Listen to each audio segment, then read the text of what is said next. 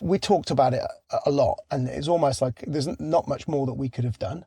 So putting it out into the world and seeing what comes to us was our thought process there. People, this one is special. Welcome to episode 1 of Made in Public, captured in the back of my camper van.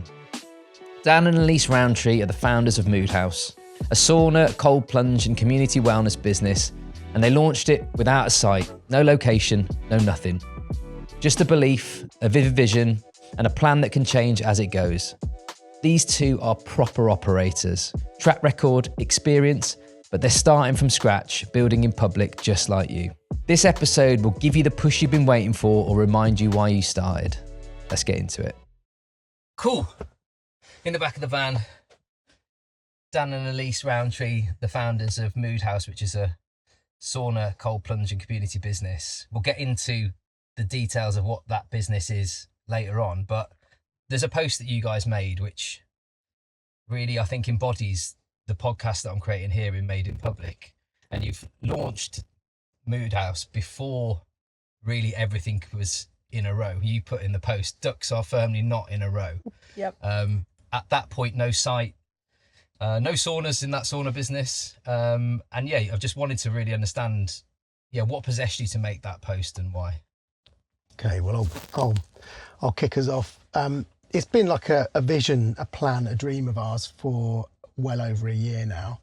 And I think we've had at least one site fall through. And, it's a belief of ours, both of ours really, that, I think, things in this world become a thing even before they are a thing. So, there's this, I guess a theory, a belief that putting things out into the world and then seeing them come to fruition is an effective form of creation. And it seems to have been the case, so that's one kind of like, I guess, fluffy way of looking at it. And the other way is that, bloody hell, it was just, we were talking about it so bloody much. It was just about, right, okay, what happens if we just put it out there and just get shit and get off the potty, really, and just, right, we're doing this. We don't know where, we don't know when, and we don't know how.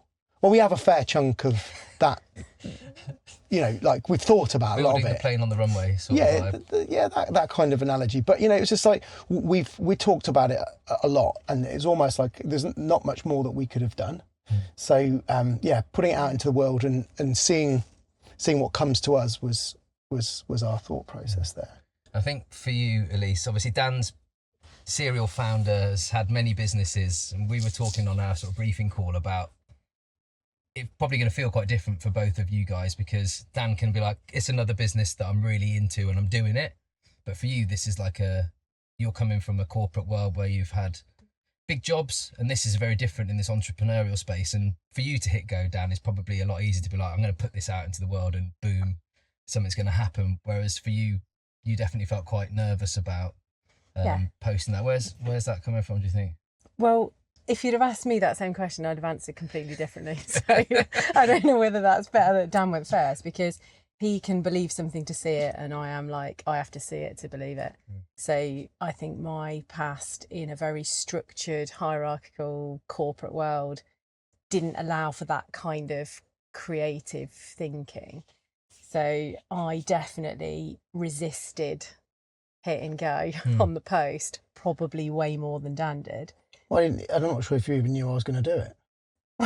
Well, I did. Oh, there was a bit of a build-up, wasn't there? There was a bit of a build-up. Yeah. We did go at the same time, and we'd just been, to answer the question, I think we'd been working a system, or I'd been working a system where my identity was so closely linked to this change of creating a business that I was paralysed with fear. Way more than I would have been in a boardroom with a CEO of a multi-million-pound company. So, and do you think, what do you know now that you've posted and this has happened, and we'll get into sort of what has happened, because a lot's happened since you made that post. That's kind of why I wanted to get you guys now, because this whole sort of made in public, build in public feel, it's about the messy middle that you guys are very much in, and what happens downstream of that. But how do you feel about it since you've posted, since you hit go? Amazing. I mean, it started with a vivid vision that I wrote probably 9 months, maybe 12 months ago. We wrote it when we were in Portugal. In October. Yeah. So the idea had been like with us for a lot longer than that, but actually it started by writing a vivid vision document, which then after pushing post it became real. It was like, shit, this is actually real. Like, I just got through from Company's House that I am the director of Mood Haus. And I'm like, I can't believe. So actually, it made it real without it actually being real. Does that make sense? Kind of. But also it's, I mean, you were saying that you've got this desire for it to be, you've got to see it to believe it. Yeah.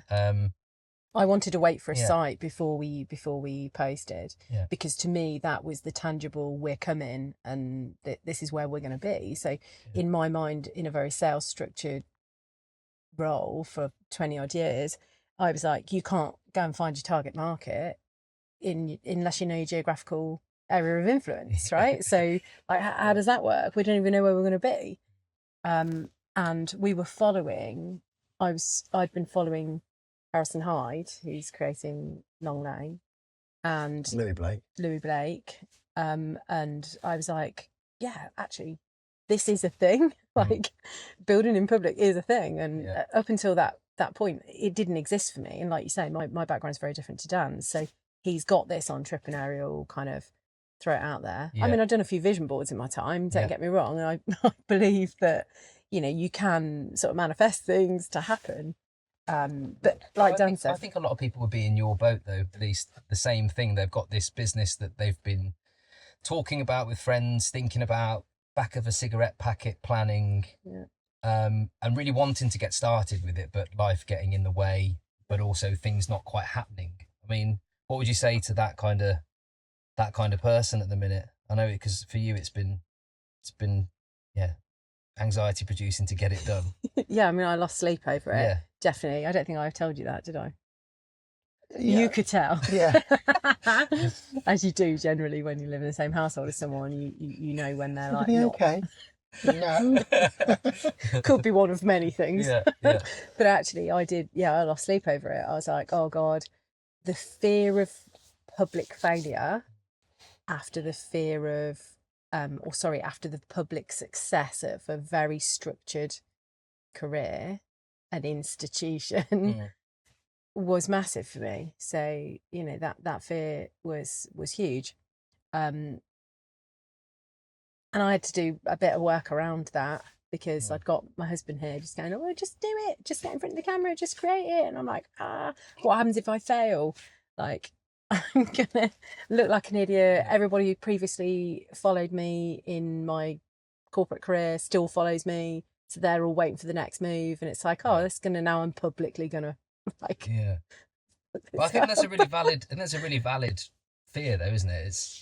It's quite scary I've certainly had that feeling when I've spoken about multiple things that have never come to fruition, and it's embarrassing, I suppose, to a degree, isn't it? When someone's like, how did that thing go? And I'm like, I can't even remember. Can't remember the business that you're talking about that I was trying to do. Yeah. But also, I mean, you know that my husband's ADHD. Yeah. So he, Dan, just a smidge. But, don't know what you're talking about. This let's throw as much at a wall and see what sticks kind of approach is very much Dan's style, not mine at all. I am meticulously. I think I'm a little bit more strategic. Maybe I'm not. Meticulously planned. Maybe more strategic than all that. Of a sudden goes into a couple's counselling. Yeah. And how does that make you feel, Dad? Counselling in the van. But yeah, I'm meticulously planned and probably driven from a place of fear of public failure. So I think, but that's probably the beauty of us. We do meet somewhere in the middle. Absolutely. And we did with this, didn't we? And you know what? It wasn't as kind of like off the cuff as you might think. You know, you kind of like highlight that post as kind of pivotal moment, which it was, because that's what really kind of really said what we were doing. But I think for literally since that vivid vision until that point, we've been teasing it. So that vivid vision, which is like a 9-page document that gives you,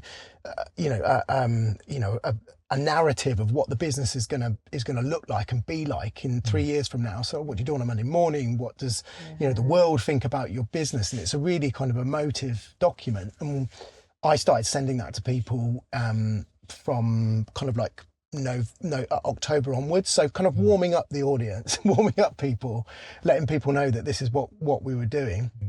And then from that point onwards, I think probably a couple of weeks before that kind of final post, it was like, yeah, the Cornish dream's over, which we can talk about. We were looking at other sites. Look, we're looking I think it's worth, for. If I jump in there, you guys, we're in Cornwall, and you guys had decided that maybe this business didn't belong down here, and maybe you guys wanted to go and close this Cornish chapter, and that was all part of this whole the last few months for you guys. But then you said, okay, well actually no, we're gonna put out to the world that we're looking for a site in multiple locations, wasn't it? Somewhere between Reading and London. Yeah, Reading, London, Stamford.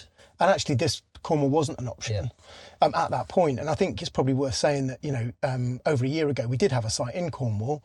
We were very kind of excited about that as a proposition, and everything was seeming to slot into place. We had a house, daughter at school, happy, friends, beautiful place to live. Okay, this is a vibe. We could stay here for a bit. And then slowly but surely things fell away. We lost the site, we lost the house that we were going for.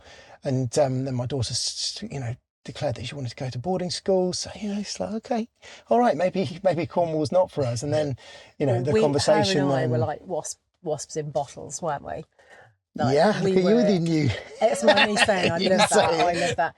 But like every anchor that a family should have, society would say you should have is, where you're going to live, where your kids are going to be educated, and how close you are to family and how you're going to make your money. And none of those anchors were in our life at that point. So maybe there was a little bit of kind of, well, what's the worst that can happen here? Well, and obviously knowing you guys and having conversations throughout that period, and I sympathise with that, because it was asking the question, like, how's it going? Managed to sort a plan out with this or not? It was constantly like another challenge and another kind of option constantly, and it's really hard to not get sort of destabilised, I guess, in that period. We were really destabilised. We were really unstable. I actually, I think you guys are like testament to the strength of your relationship over that period, because it was, it was a tough environment when you were all going, right, actually, everything's up in the air. Yeah, just getting comfortable being uncertain was what. And getting a bit unfragile with it, and that kind of flies in the face of all the things society tells you should have. But from a personal perspective, I think once I started kind of stopped kind of fighting the fact that flow was pushing us up country, and surrendering to the fact that, well, actually, if we're going to make a move for the business, not primarily, but one of the key reasons, then potentially Cornwall wasn't the place for it, because you look at the market down here. We are in pretty much the sauna capital of the UK, and there's not a shortage of options down here. And further up country, there is an opportunity for us to kind of like expose this way of socialising, living, thinking to people that can afford it, higher disposable income, and there's probably there was less competition in certain places that we'd highlighted, sort of between London and Reading and up by Stamford. So but we're not the first people to have this idea, right? There were 65 saunas, public saunas in 2021. There are now 650, I think, in 2024. Like 10x jump in four years or less. I think we're kind of forecasted to be the most sauna users, or the nation of sauna, most sauna users in Europe by overtaking Finland. by 2033 or something for our sheer size. So, I mean, we had this kind of like slight, I don't know, time pressure. We were like, it kept coming, even though that's not real. It was self-created. It was a bit like, shit, there's another sauna in Sheffield. Shit, there's another one in Oxford. Shit, there's another one. There's a horse box down here. Shit, there's another one in Lanteague. You know, that's, you know, what we need to get onto this. And I think that's where that kind of like brief happened, and we started to create, you know, opportunities for ourselves. You know, got an agent on the books, and started to pay them a retainer, and started to want to see these opportunities come to fruition. So, you know, that was the point of commitment, wasn't it? It's like, okay, are we actually committing to this, or are we just gonna float around like wasps in a bottle and maybe let it kind of pass us by? And you would always say, like, Dan was brilliant at this. He'd be like, if there was an opportunity that presented itself, he'd be like, are we going to look at that opportunity and think that was a really good idea, we didn't do that? And that always puts me in that space of, oh no, I don't want to miss that opportunity. And actually that was what happened. That vivid vision moment, I cried in Portugal. You did? Reading that out to you, because that was such an emotional like moment of, this is the values-led business that I want to run. And it feels so close to my heart that reading the vision, literally, I was just in tears. I was like, well, I found it. Yeah. Now I've found it. And I always had my identity linked to work. So I had a slightly different, like, we're two different human beings, even though we share the same house. But, you know, and lots of other things. But, you know, my experience is completely different to Dan's. Do you think then, for somebody else who is sat at home, wherever they may be, dreaming of this business that they want to launch, they want to create, and they're thinking about doing it, following in other founders' footsteps at the moment and doing that publicly, building it, getting the audience, getting the community, getting it going. Do you think that the vivid vision should be the thing that precedes that? Oh, it's a great tool. Definitely. I mean, look, I mean, you can do vision board. Said, what a vision is. Well, shall I just? I'll do the coachy bit, and then you can actually you can explain what the real bit. What it actually is. Because I mean, it was created by a guy called Cameron Herold, who is a coach, and who has worked with hundreds of different businesses to get the best out of them. And essentially it's a visualization manifestation tool. It's not like a 5-year plan. It doesn't have any numbers attached to it. It is a very, it's like a story of what the business is going to be like in 5 years from now. And I mean, look, I think Cameron Herold wrote that book before AI. Well, he definitely did, because you know, we could create prompts now of what you would ask it, and you could interview it, record it on an AI note taker, plug it into an LLM, get some 3D images drawn up, cartoons, whatever, and you can create a document that reads like a small, you know, really engaging manifestation document for the future. But it's an amazing thing if you want to get like investors involved, if you want to get it like a pitch, didn't we? Yeah, as well. I mean, it doesn't replace a pitch deck because it doesn't have numbers in it. But if you want, it varies. It's a soft measure. So actually, now I think about it, it's probably less investors, more, you know, kind of partners, people that want to work for you, suppliers, you know, people that kind of like are thinking about, you know, maybe working with you rather than, you know, it didn't replace a pitch deck. And for me, it made it real, and it made it like, okay, it's out there now, I've said it, and the feedback was insane, because I think for having this fear of what people were going to think, actually it was like there wasn't a single person that wasn't like, oh my God, this is awesome. You need to do this. So actually there was like all of this momentum like gathered. People were like, oh, amazing, I've seen this site, and all of that, and all of a sudden you were like, yeah, that I guess if you were looking for any validation, which I think I was, You probably not so much. Well, yeah, but I mean, we all are. We're humans. We want to know we're going in the right direction. Yeah. But, you know, there's no doubt that this helps, because you're like, let me just read this. If you've got, you know, Yeah. give me 10, 15 minutes, read this, and then let's have a chat. Then you'll get it. But I think also for what you were talking about earlier as well, Elise, if you're connected like emotionally to it and you're telling somebody about it, rather than reading them your business plan where you're like, well, in year one, we're going to do X in sales. But if you're like, it's going to feel like this, it's going to be these kinds of people, these kinds of experiences. And you can imagine that other person being like, that sounds amazing, because you're emotively kind of telling the story. And it's written from your perspective as well. So it's interesting, because you could do a vision for your life, but this is a vision for your business. So when you walk in, what do you smell? On a Monday morning, what are you doing? That kind of thing. It's really cool. It was very simply described by Cameron Herold as the picture on the box of the jigsaw you're doing. Nice, yes. So you can't, like, you can try and put it all together, but if you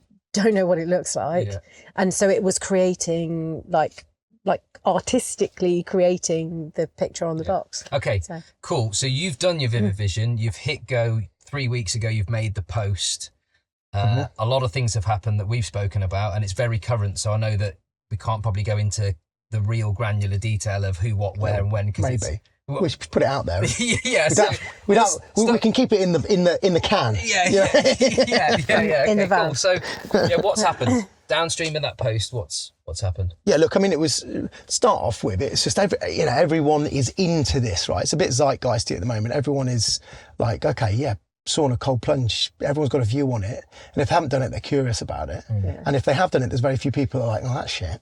And most people are like, wow, this is great. And, and I think if I look at it right now, it's like the sauna 1.0 is out there at the moment. It's like, there's a place to go and do it. And we're thinking this is sauna 2.0. This is like, how can you spend an evening there, an afternoon there? How can you create more of a lifestyle for it? So, I think that as a proposition has been really exciting. And from my background in F&B retail, FMCG, booze, I've got a fair few amount of contacts in that space. So there's a lot of people reaching out, validating it. But more than that, people have, got in touch and offered sites. I've had... Given that you were looking for sites in vain for a year. Well, exactly. 18 months, I reckon. I think now nowhere with it. Yeah, and we now have. They're not all secured, but it feels like there's a pipeline building. And then one opportunity that came to us from a business down here, and we'd met. Not really sure why.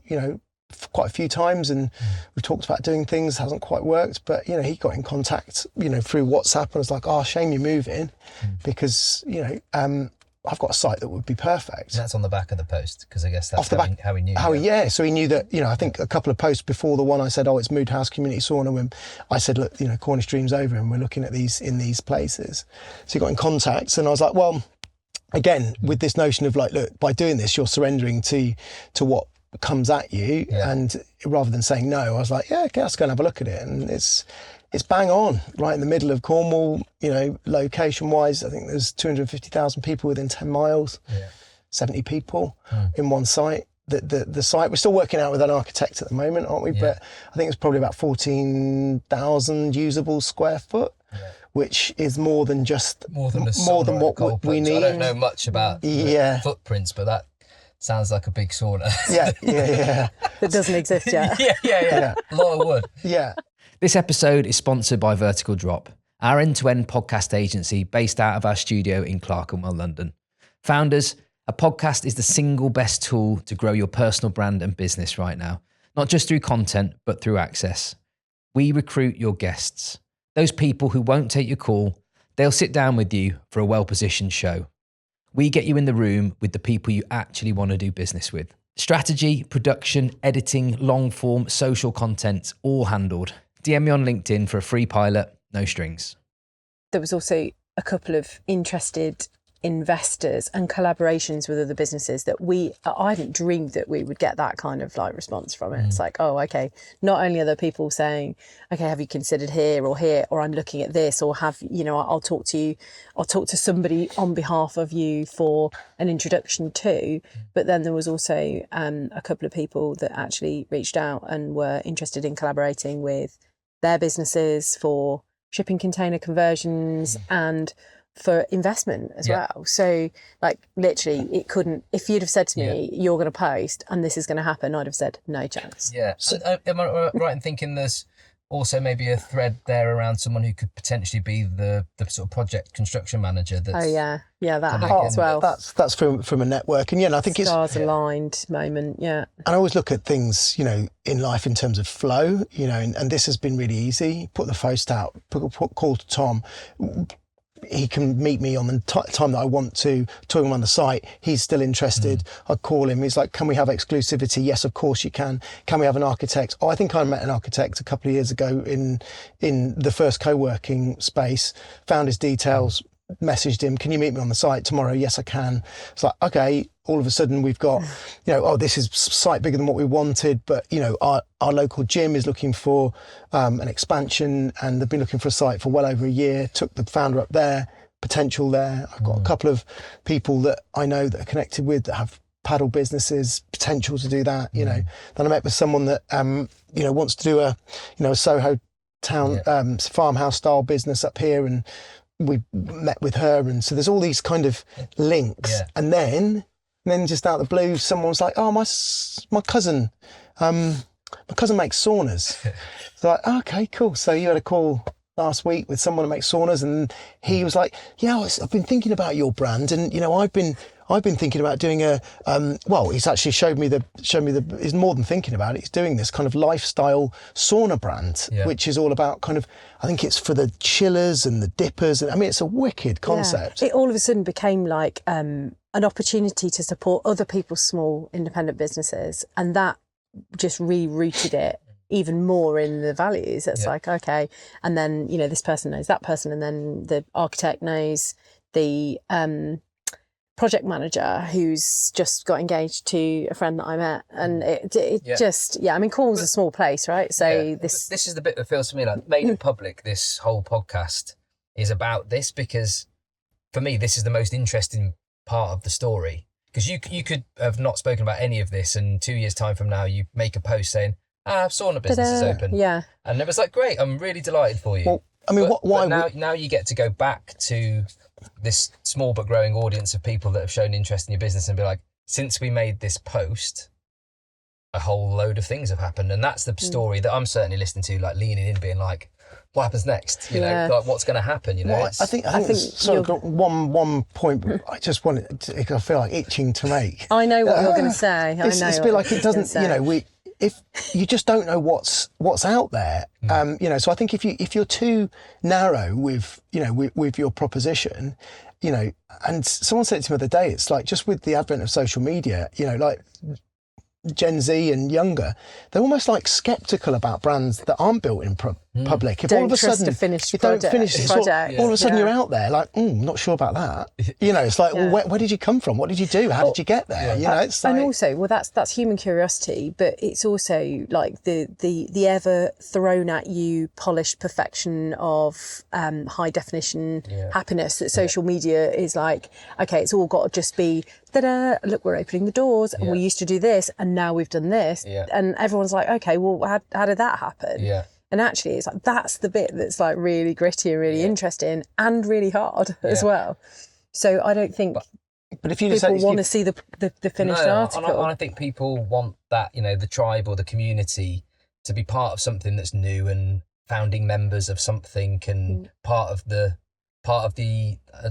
genesis story of stuff. I think more and more people want that from the brands, for whatever. You can see that now, all the brands that are doing really well, they feel connected. You think of like someone like Huel and Hooligans. There's always this like, I was one of their first ever customers. There's that sort of energy that this sort of story builds. And this business is rooted in social wellness. So actually, it's like, why wouldn't that be the way we would go with our story, to socially involve people in a community? That's what the business is about through and through, isn't it? Yeah, and if you'd have said to us, probably even 3 weeks ago, just before that post, like, well, do you think you would ever do something bigger? Would you think you would do a kind of like more of a kind of a wellness hub? Would that be an option for you? I think I'd have probably said no. But then, as a result of, putting it out there, there's another there's another kind of opportunity, another level of kind of like possibility that you didn't that you consider. didn't even know existed. Yeah, you're looking for 2,000 square foot. Yeah. You're not looking for 14,000 square foot. So actually, 14,000, yeah. Yeah, so something like that. So you're like, well, and actually I've been guilty of that. I've been guilty of closing off opportunities because they were too big. And actually, we would never have really considered it had we not posted, had we not had those conversations around actually a much bigger opportunity than we were actually looking for. But giving ourselves credit, we weren't ever stopping at one site, you know, so that if you read our vision, it was like, okay, in 3 years' time, we're moving on to our fourth site, etc. So, you know, it was always about, well, okay, so what does that elevated, you know, vision of what you want to do, how does that change what you do now? Because the picture was bigger. The jigsaw picture was always bigger than one site. So that's why having an agent on our books looking for sites was something that, because that might be seen as a bit of a luxury at our stage, but actually, because we were looking at 3 sites in 3 years or 3 sites in 5 years, that's actually, you know, a prerequisite of the need to have a pipeline of sites. I bet everybody now is wondering what Mood Haus is. You know, let's get some detail about this fabulous business that you've pushed out into the world. Yeah, so if I start with what it is and then like just go back a little bit for how we got here, it's basically a business rooted in social wellness. What's social wellness, Elise? Actually, that's a really good question, Dan. So largely based around altering your mood with natural highs. And now I've got to go back and tell the story. So, you got it. Yeah. So Daniel and I gave up drinking nearly 5 years ago. Yeah, January 2022. And just to give you some context on that, Dan was a pub landlord and a massive drinker. Yeah. We both part of my identity. Part of your identity, yeah. And worked in the alcohol industry for most of your life. Sorry to talk First for man you. at the bar, First man at the bar, last man standing. Yeah. We were both married to alcoholics. Yeah, that's which is a little bit of how we sort of connected in terms of our previous world and the trauma that like living with addiction comes with. And we just realised that alcohol wasn't serving us. We had a crash in our world around 2000 and... October 2022. 2022. And somebody close to us that was 41 actually died through alcohol abuse. And I didn't even know that was possible. So basically we decided it wasn't going to serve us for the rest of our lives, I think, didn't we? And at that point, we actually didn't make that decision. We were like, let's do dry January, like most people do. Yeah. Let's just take this step at a time, white knuckle our way through January, see if we can like not drink. And the rest is history. 4.5, nearly 5 years later, we still don't drink. But what we missed massively and what I missed massively was alteration in my mood. Everything else I could get, it's like, there's a good non-alc alternative to a beer, to a Prosecco. I mean, there weren't then, but there are now. Yeah. And we found them. We went around the world pretty much looking for them, didn't we? And found all those alternatives. But it was like, what do I do to change my mood? I can go raving, I can go dancing, I can go to festivals, I can go to weddings, bar mitzvahs, funerals, whatever, and not drink. But actually, how do I purposely alter my mood? And actually, the best thing we found to do that was contrast therapy, so sauna and cold plunge.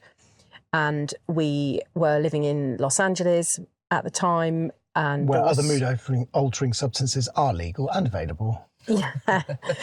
And we were very much into the new bar concept of kind of socialising in really cool places. So the thing when you don't drink, for anyone that doesn't drink, is you need more stimulation than the person that's drinking, because the person that's drinking is kind of, going down a route. And I retrained as an alcohol-free coach. And actually you need, in a social space, something else to do.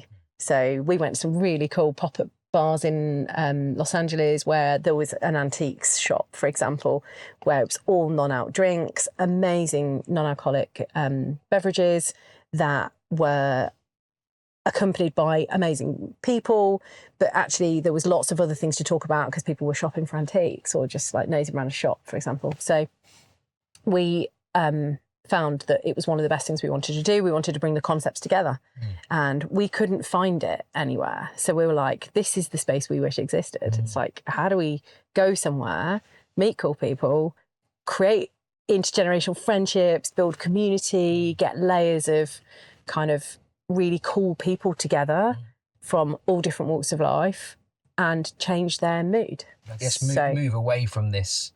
You mentioned earlier, Dan, about you go to a sauna, most sauna cold plunges, you kind of go for an hour and you leave. Yeah. And just move really to the complete other end of the spectrum of that. I'd be like, well, what would it look like if you go there for an evening for a limited session? And I think that's the sauna 2.0 that we're talking about. And I think a lot of saunas talk about, features. We've got two cold plunge and then this presents the temperature and it does this for your body, but we're all about mood. We're all about the benefits, the after effects. What are we shifting you from and to? For me, having had 2 decades in the booze industry and leaning heavily into that for a good period of my life, but also still loving the retail and hospitality business, and also the craft of making drinks, and I, as a result of that whole world, then quite naturally fell into the non-alc space and the adaptogens and nootropics and I guess vitamins and minerals that people are now taking to alter their mood, whether that be functional mushrooms or magnesium or CBD or eventually hopefully CBD psychedelics. These are the things you kind of envisage selling. You were saying prescribing all this. Yeah. So with the beauty of AI, I've created, I've vibe coded. Yes, vibe coded a loss, as our kids would say. A sauna prescription app. So you put in, and it will be launched at some point, well before the. Have you? Nice. So, cool. So you put in, the mood that you're currently feeling and where you want to get to, and then we prescribe you a drink to have before a kind of route through the sauna, whether that be, through the experience, whether that be breath work or some yoga or some stretching and some infrared, maybe some sauna, some cold plunge at different temperatures, bit of hot tub. We do social sauna. Do you do, the quiet sauna, and then there's a drink to have afterwards in terms of kind of totally shifting your state. So we want to take it up a notch, and lean in and get ready for this shift in kind of socializing, the future of socializing, where there's no booze and there's really cool environments to go and experience life, and there's other things to alter your mood. And like I say, eventually, hopefully there's elements of psychedelics and THC in there. That's sounds like a fun evening. It's going to be part of the future, maybe in the next 10 years, but we want to be ready for that. And in the meantime, let's make a really effing cool place to go and have sauna and cold plunge. And now that it's in existence and people are talking about it, do you feel that there's the demand for this solution? As you say, sauna 2.0, people are loving it. I mean, we're in Cornwall and there are a few. There's a lot, and there's some really great ones. Yeah, great ones. Some really great ones, and with loyal sort of followings. Do you think that now you've been speaking to people about your vision and being emotive about it, that they're like, actually, that sounds pretty fucking cool? Yeah, I'm going to I think that what there is some space in is this kind of, we don't want to go too bougie with it, but there's probably just one layer or two up. We went to Ireland a couple of weeks ago, and there's a business there called Hotbox that have got 8 sites, and they've had 8 sites in 5 years, and they're raising money at the moment, and they're quite kind of vocal about how successful they've been, and just under €1 million of profit in last year from 8 sites. Yeah. So it's and we visited 2 of their propositions in very different environments. One of them was like a bit of a sauna village in a light industrial site next to a brewery. Totally different to what we went to the night before, which was right in the city of Dublin. underneath kind of like office buildings, very much like a gym. But, it's, there are levels, and, I think the bar's been set by people like Othership and Hotbox and other people. Yeah. There's a great business called Goose up in Sheffield, but so we want to join the party. We want to up the game. So what happens next? It's out there, traction, momentum, potential sites. I mean, my days are now full of conversations with architects, conversations with project managers, starting to talk to suppliers about sauna. I've registered the business. We've got our bank account. We are doing it. And now it's on-site visits. I'm even going to buy myself one of those laser measurers because I've always wanted one of those. What was it, 14,000 square feet? You need one. Need one, yeah. And I've just been waiting for my moment. Tape measures aren't that long. We've got to get around some drainage issues that we just highlighted. So drainage challenges. So all these challenges, like and by the way, like I'm absolutely loving it because I'm like, okay, I've got to learn something new. This is brilliant. That's where like part of my purpose. Yeah, we'll get some of them. Part of my purpose. And the other thing that I'm doing is obviously building in public. Yeah. So I am now from the person that was like, oh God, I've got to go on social media. Is anyone going to see this? How embarrassing, to actually physically being on camera and building this in public. So does that make me a content creator? I don't know. You are. People like Ruby's so embarrassed. Yeah. She's so embarrassed. I mean, we did some content creation when we were in Ireland, didn't we? We did. But there was this. It looks great. The stuff that you're putting out. You've made it digital and pretty. You've got your branding in it. You've got some. There's a brand behind it now. It starts to look like something real and a story that's already getting traction across both of your. But I'm not on. I don't really go on Insta much, but I'm seeing all your LinkedIn stuff, and it just looks cool. And it's a thing that people are already getting behind. I'm going to take full credit for that. Thank you. Yeah. What, for the brand? That's Tom, what you've been doing the last couple of years. Tom, that's my baby with Tom. Yeah. Because from the vivid vision to like 10 of Ruby's friends following me on Instagram, there was a massive gap, right? So this is embarrassing. I can build a business on this. For all the hundreds of people, will be there. She's 15, 16. Yeah. So viable they'll be in. By the way, there. They get it. They absolutely get it. They're like, oh, that's a brilliant idea. A non-alcoholic bar. Yeah. Like, what are you serving? So they're a generation of kids that honestly haven't got used to alcohol, but they probably are drinking. Buzzballs. Buzzballs are Biggie buzzballs. Yeah. Have you seen the Biggie? Yeah, I have seen the Biggie, the litre. Yeah. Yeah. I mean, that's ridiculous. Ella, that's what she fights for. They don't have to grow up in a world like we had to grow up, where it was peer pressure and there were no alternatives. The alternatives now for kids are massive. And Ruby will certainly grow up with that in our household because she can't pinch any of our booze because we don't have any. Poor kid. So to bring us back full circle to pushing the button and surrendering to the result, as you would say, Dan. Are you happy you did it? Yeah, and I've got a bounty your greater kind of massive kick up the backside. It is really painful. So there was massive resistance from me, and Dan just kept like nudging me, and it was the right thing to do, definitely. Yeah. Like now, I think where would we be if 3 weeks ago we hadn't put that post out? No further on. I'm just excited for what's next because literally it's like what's happening next week, because there are the more that you put out there, the more you're getting back, and I'm literally still going through the meetings that have come into the diary since that post and since the subsequent posts, and last week had a meeting with the head of strategic projects or something from Punch Pubs, who have thousands of pubs all over the country. Could this be a new concept for them? I don't know.